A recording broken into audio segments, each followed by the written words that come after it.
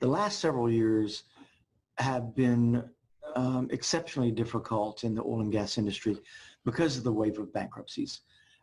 Nearly all of the financial problems can be tied to a drop in the oil and gas product prices and the lack of cash flow that was generated by the producing wells, because that's the primary asset of those companies.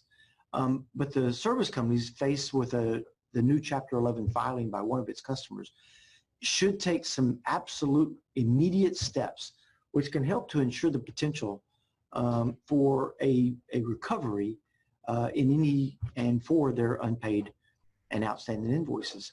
Most of these steps aren't really specific necessarily to the oil and gas industry, but they can be used for most similar customer bankruptcies.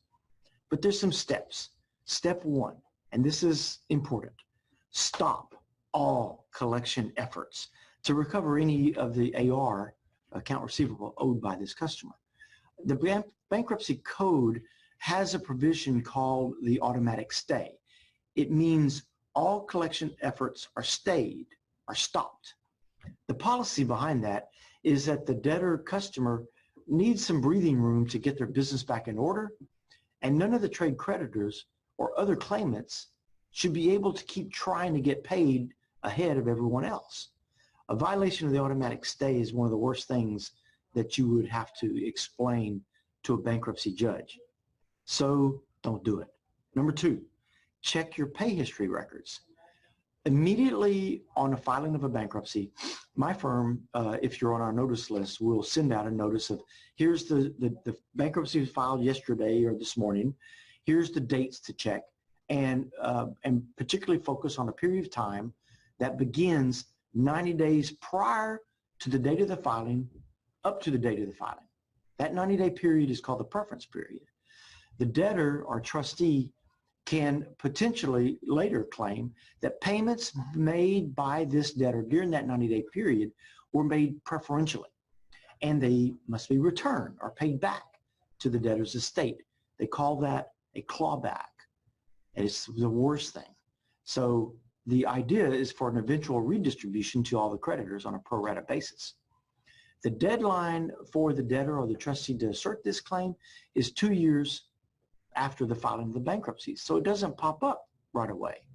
So, however, we recommend that you immediately check on whether your company received any money during that 90-day period, and then evaluate to see, do you have any defenses to this claim? Do it now. Don't wait 1 year and 11 months down the line when you're faced with a lawsuit or an adversary claim, and all of a sudden you're jumping through hoops. Do it now. Hey, you got some time.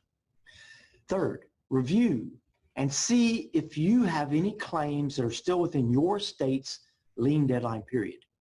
The bankruptcy code, and a lot of people don't realize this, the bankruptcy code allows you to file a lien claim for any unpaid invoices that may have benefited property.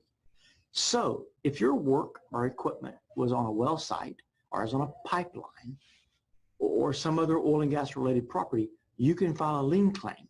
If it's still within your state's deadline periods, the bankruptcy does not prevent you from filing that claim. And this is very often the absolute single most important action to move your claim out of the unsecured creditor pool, and then you can get better treatment as a secured claim. I also think you should check the type of bankruptcy. Most business bankruptcies, and certainly most of the oil and gas business bankruptcies, the most common filings by your customers a Chapter 11 reorganization or a Chapter 7 liquidation. Sometimes a quick check can determine the economics of a potential recovery. It can be a practical cost-benefit analysis on whether you're likely to have a recovery, and then you can determine how much time should you just write off the invoice, or should you do something to enhance your ability to get paid. The next thing to step, I think, is to consider serving on a UCC, an unsecured creditors committee. And it's one of the best steps that you can do to make an impact on your ability to recover during a customer's bankruptcy. It's usually a committee, typically 3 to 9 creditors, almost an odd number.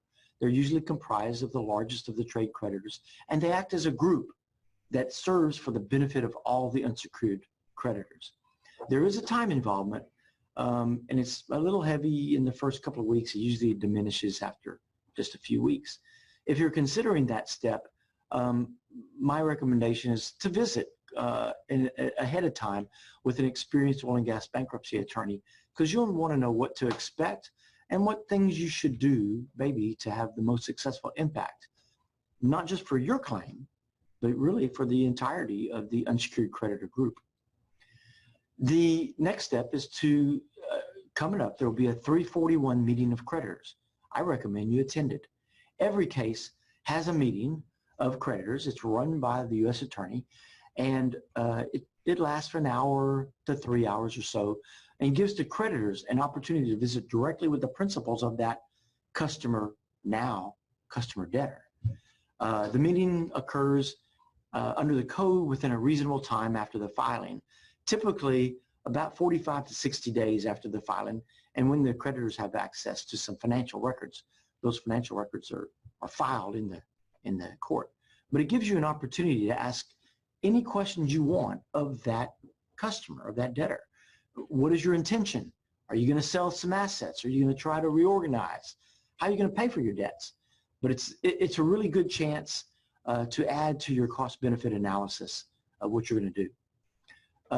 I recommend that you file a proof of claim.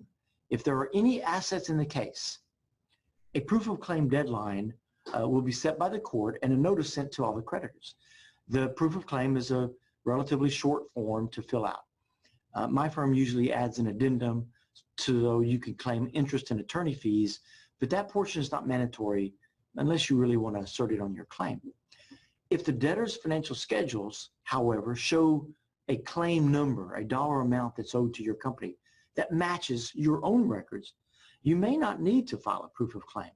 Most creditors do so anyway, but there is some strategy on not filing one that we can talk about later. It's a little longer than this answer would be. Then the next most important thing is monitor the case. Bankruptcy has a creation for a hierarchy or a pecking order to determine how the claims are going to be treated. Bankruptcy lawyers call this the waterfall analysis.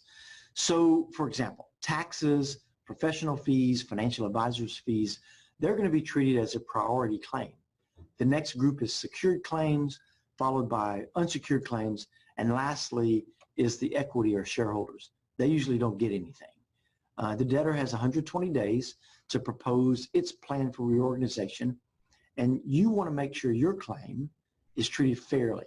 So you have to monitor the case as it progresses and watch for any attacks to your claim validity, especially if you filed a lien to try to move yourself from the unsecured group to the secured claim pool. Obviously, it's a lot better to avoid a bankruptcy of your customer if possible, but sometimes it can't be helped. So you just need to know the basics of how to protect your company.